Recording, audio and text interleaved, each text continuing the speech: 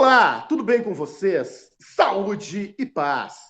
Hoje, com uma aula mentoria com a incrível, com a surpreendente turma da 207 da Escola Jovem de Tubarão. Esta aula mentoria é dedicada a vocês, 207, aos queridos alunos Vinícius William, Vitória da Silva Anselmo, Sabrina Uriques de Souza, Luiz Gustavo Bardini Figueiredo e Bruno Rodrigues Damas. Também dedico esta aula mentoria a uma turma surpreendente do turno matutino, a 22205. Sem dúvida nenhuma, a aula está sendo preparada para vocês, 205, e também para a 207, mas para todos os alunos da Escola Jovem dos segundos anos e também do segundo ano do Colégio Evolução em São Lugero. Aqueles que não são inscritos no canal, inscrevam-se. Semanalmente nós temos pelo menos 2 vídeos. Ativem o sininho. Vocês vão receber as notificações específicas de todas as nossas aulas e mentorias aplicadas. Meu nome é João Batista Monteiro de Souza e eu sou professor de História. Eu gosto de História. E olha, se nós estamos em trajes juninos, estamos lembrando também que teremos a passagem do dia de São João, um dia todo especial para o povo brasileiro, não só para o povo católico, mas para o povo brasileiro como um contexto. O dia 24 de junho é considerado o dia de São João, o dia junino. É um dia católico especial, onde se trata a figura de São João Batista. E as festas juninas, ou as chamadas festas de São João, elas deveriam acontecer sempre em torno do dia 24 de junho de cada ano. Ora, elas hoje acontecem desde o início de junho e vão até, às vezes, o mês de setembro. As quermesses de igreja, as escolas, sempre empreendem estas festividades que são agradabilíssimas, que são gentilíssimas, que são especiais. Falar de festa junina é sempre especial em um território como o Brasil. É bom tomar quentão, comer pinhão, é bom realmente você comer o pé de moleque, é bom você dançar a quadrilha, ou dançar a roda, ou o pau de fita. Faz parte da nossa história, da tradição do povo brasileiro, saudar toda esta festividade, todo esse folguedo. Vamos pular a fogueira, iaiá? Muito bem, agora sim. Hoje eu estou com uma turma surpreendente. O segundo 07 Noturno, para quem não sabe, é uma turma muito, mas muito qualificada da Escola de Freitas. Estudiosos, aprofundados, sérios, questionadores e verdadeiramente inteligentes. É muito bom, então, saudar cada um dos meus amigos que aqui está, mas aqueles também que assistem em casa, pelo canal do YouTube, na World Wide Web. Muito bem, nós vamos hoje ter uma aula especial falando da revolta de Vila Rica e de todo o desfecho do ouro das Minas Gerais.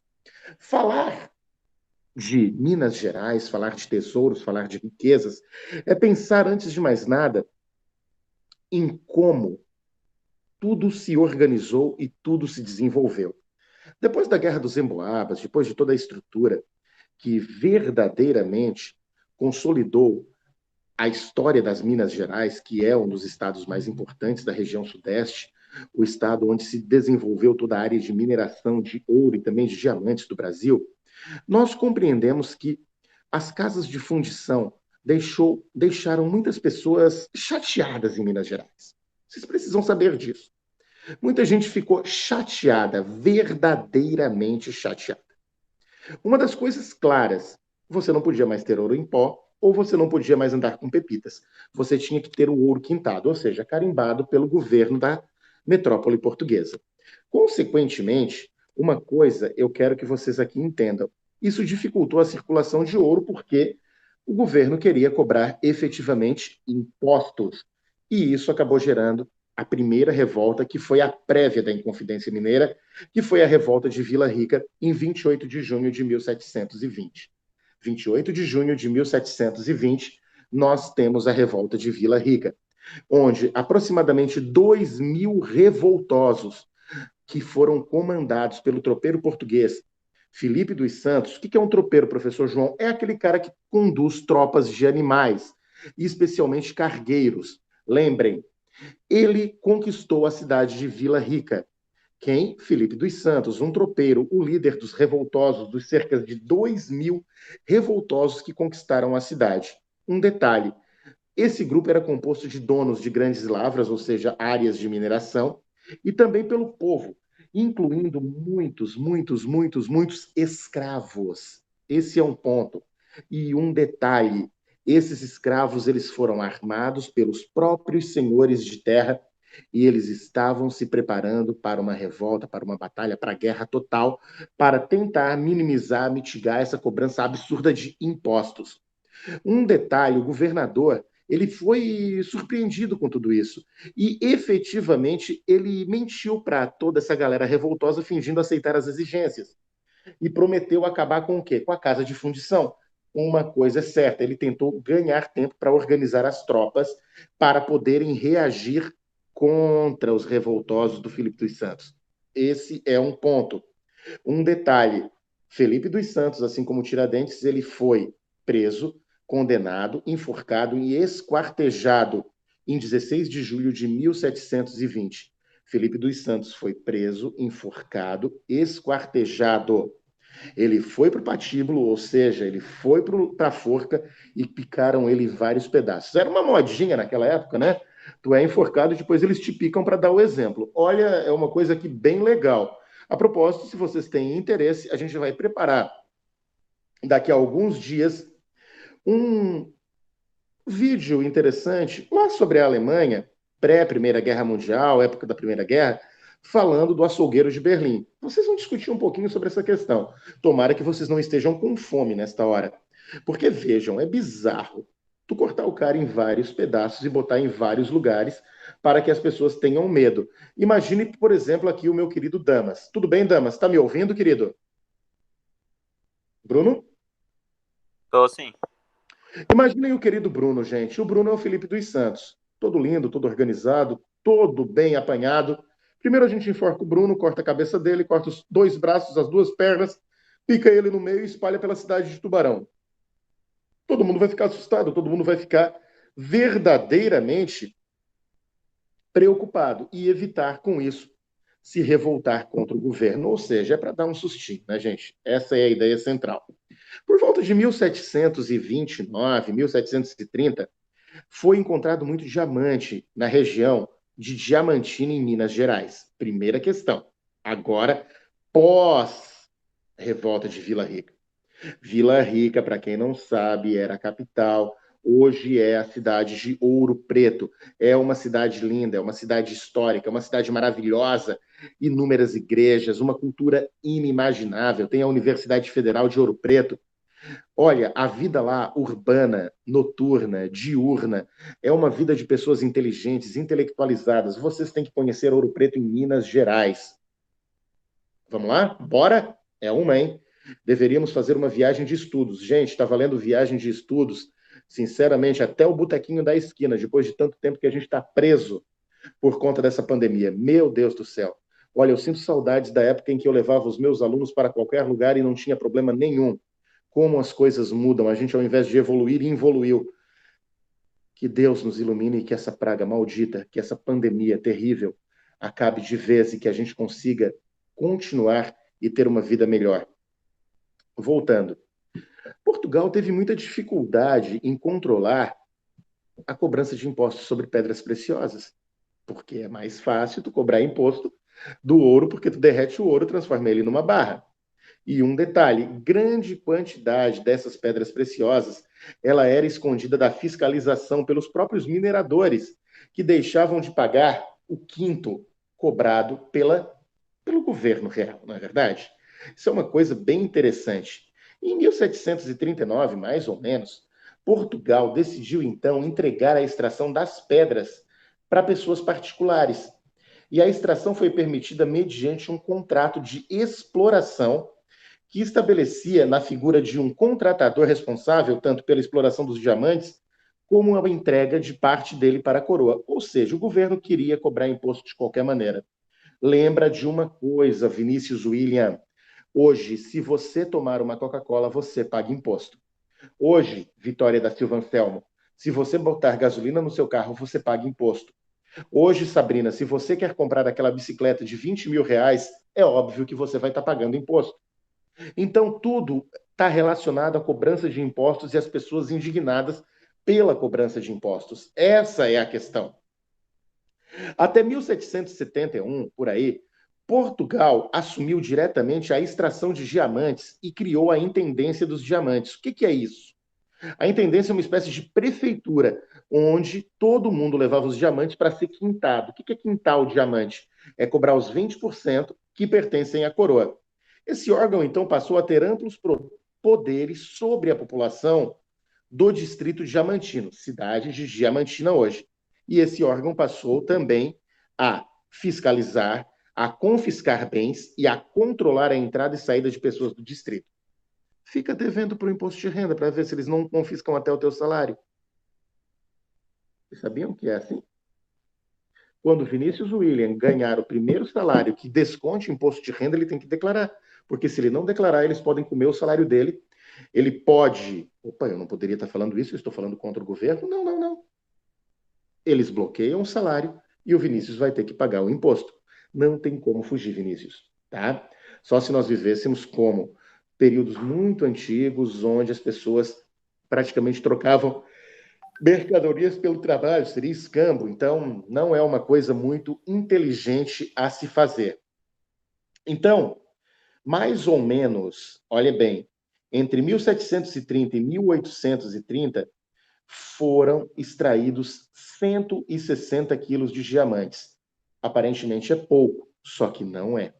Na verdade, isso representa muita grana. Aliás, 160 quilos, neste caso, seriam 32 quilos de diamante, que vale muito mais do que ouro, para a coroa portuguesa. O que seria isso? Isso seria, neste caso, o quinto, os 20% de tudo que é cobrado. Um detalhe importante: os 20% de tudo que é cobrado. Esse detalhe deve ser aqui, por todos nós, observado. Em Minas Gerais, a gente tinha realmente um grande desenvolvimento urbano, a vida urbana era muito organizada, e é bom que todo mundo saiba que era uma sociedade escravagista, era uma sociedade escravocrata, era uma sociedade dura, era uma sociedade muitas das vezes constrangedora. Mas nem tudo dura para sempre. E o ouro, meus jovens amigos, não perdeu o valor. O ouro só sumiu. E por que ele sumiu, Vinícius, Sabrina, Luiz, Vitória? Por um detalhe simples. Ele diminuiu e ele praticamente acabou. Eu vou contar para vocês uma coisa. Quando eu estive em Minas Gerais, eu não encontrei ouro em grande quantidade. O senhor foi garimpar? Claro que não. Eu fui visitar Ouro Preto e, obviamente, eu entrei em uma joalheria. E lá eles vendem outras coisas, como pedras. Eles vendem prata, mas tu não encontra em grande quantidade ouro, não. Por quê? Porque não existe. Porque foi tudo minerado. O ouro, ou a exploração aurífera, ela foi quase que esgotada. E uma coisa é certa, uma coisa é clara. Portugal acreditava, naquela época, que a diminuição acontecia porque tinha negligência, tinha contrabando, tinha roubo. E então ele queria controlar de todas as maneiras os mineradores. E o que aconteceu? Aí agora vem a parte mais dura e chata da situação. Existia uma cota por volta de 1750, era uma cota mínima. E Portugal estabeleceu, determinou que a soma final do quinto, para todo mundo, tá? Era de pelo menos 100 arrobas. 100 arrobas. Uma arroba tem 15 quilos. 10 arrobas tem 150 quilos. 100 arrobas tem 1.500 quilos. 1.500 quilos, para vocês terem uma ideia, se 1 grama está custando em torno de 300, veja bem, 10 gramas custa em torno de 3 mil, 100 gramas custa em torno de 30 mil, 1 quilo está em torno de 300 mil. Então, 10 quilos, 3 milhões. Vocês já estão conseguindo entender, não é verdade? Que o valor é altíssimo, pesado, e, consequentemente, o pessoal não tinha como pagar, porque não tinha mais ouro suficiente para isso. Ora, então, eles criaram a chamada derrama. Entenda derrama como vaquinha. Derrama igual a vaquinha. Derrama é a vaquinha. Derrama, vaquinha. Não é a vaca, tá? Do leite. Vaquinha é juntar o dinheirinho para pagar o imposto. Pô, loucura, hein? Olha o que diz. Em 1765, o governo português decretou a derrama, isto é, a cobrança de todos os impostos atrasados. Na execução da derrama, as autoridades não pouparam nem mesmo os mineradores pobres, que acabaram perdendo os poucos bens que lhes restavam. A insatisfação contra o peso dos tributos despertaria um clima de revolta em diferentes setores da sociedade colonial mineira. Foi o caso, por exemplo, do movimento conhecido como Conjuração Mineira, que vamos agora, daqui a pouquinho, trabalhar. Já teve revolta de Vila Rica, agora vai ter a Conjuração Mineira. Olha o que aconteceu especificamente com tanta exploração de ouro. Bem, a população de Minas explodiu. A mudança, especificamente, da capital do Brasil saiu de Salvador e em 1763 ela passou para o Rio de Janeiro, mais próximo, obviamente. As artes barrocas se desenvolveram, principalmente com Aleijadinho, que foi um dos maiores ícones, e com Ataíde. Nós também desenvolvemos a literatura no arcadismo, com figuras como Cláudio Manuel da Costa e Tomás Antônio Gonzaga. Então, eu quero que vocês saibam, nós tivemos especificamente Ataíde Aleixadinho nas artes barrocas e no arcadismo da escrita, Tomás Antônio Gonzaga e Cláudio Manuel da Costa. Esses pontos são importantes. Também houveram revoltas, conflitos, conflitos extremos e às vezes até assustadores. Revoltas em torno da exploração do ouro. E isso aguçou bastante os interesses de colonos brasileiros e do governo português. Isso acabou gerando as conjurações e, posteriormente, a própria Inconfidência Mineira. A pergunta que não quer calar é: com quem ficou o ouro brasileiro? Com o professor João? Com o Vinícius? Com o Luiz? Com a Vitória? Com a Sabrina? Não. Foi para muita gente. E eu garanto para vocês uma coisa, principalmente para a Inglaterra. Mas essa é uma outra história. Portugal pegou tudo e Portugal teve que pagar em forma de contas. Vocês sabem que Minas Gerais é um lugar maravilhoso. Vocês sabem que Minas Gerais é um lugar incrível. É a terra do pão de queijo, é a terra do queijo da Serra da Canastra. O queijo mineiro, realmente, ou o queijo Minas, ele é saborosíssimo, ele tem alto padrão de qualidade, ele faz parte do patrimônio imaterial do Brasil. Cuidado, então, quando vocês estudam um pouco da história, porque vocês podem apreciar gastronomia, vocês podem apreciar arte musical, arte escrita, ou mesmo a arte da pintura ou da escultura. Imaginem, por exemplo, que Aleijadinho, ele fez uma série de obras maravilhosas, magníficas, e um detalhe, ele tinha uma deficiência física e isso não impediu que ele chegasse a níveis incríveis na sua arte. Pensem nestes pontos. Minas é uma das áreas mais ricas do nosso território. Minas é uma das áreas mais poderosas, vultuosas e, ao mesmo tempo, boas para se viver. Óbvio que Belo Horizonte tem seus problemas, como toda capital tem os seus problemas. Mas o Brasil é um país de contrastes, de riqueza e pobreza. Mas é, ao mesmo tempo, um país saborosíssimo para conhecer. Visite Minas Gerais, tome a sua cachaçinha. Visite Minas Gerais, coma o seu torresminho, o feijãozinho, o queijo. Coma, aprecie, ouça música, visite as igrejas, veja a beleza do barroco. Tudo isso deve ser aqui por nós trabalhado, assuntado e discutido. Eu gostaria que vocês em nenhum momento esquecessem da importância de compreender que foi uma figura como Joaquim José da Silva Xavier, o Tiradentes, que lutou muito pela liberdade do Brasil e fez um processo chamado de Inconfidência, onde eles lutaram pela independência de Minas Gerais, da coroa portuguesa e, por conseguinte, do próprio Brasil. Eles conseguiram, eles venceram, Eles chegaram aonde eles queriam? Na verdade, muita coisa ainda precisa ser vista, melhorada, trabalhada e discutida. Nós, hoje, meus queridos amigos, minhas queridas amigas, meus queridos e ilustres alunos da Escola Jovem de Tubarão, trabalhamos um pouco sobre a revolta de Vila Rica, sobre a Conjuração Mineira, sobre a derrama e sobre o ódio dos mineiros em trabalhar, trabalhar, trabalhar e deixar todo o seu dinheiro em forma de impostos para o governo. Fiquem com Deus, bons estudos e até a próxima semana.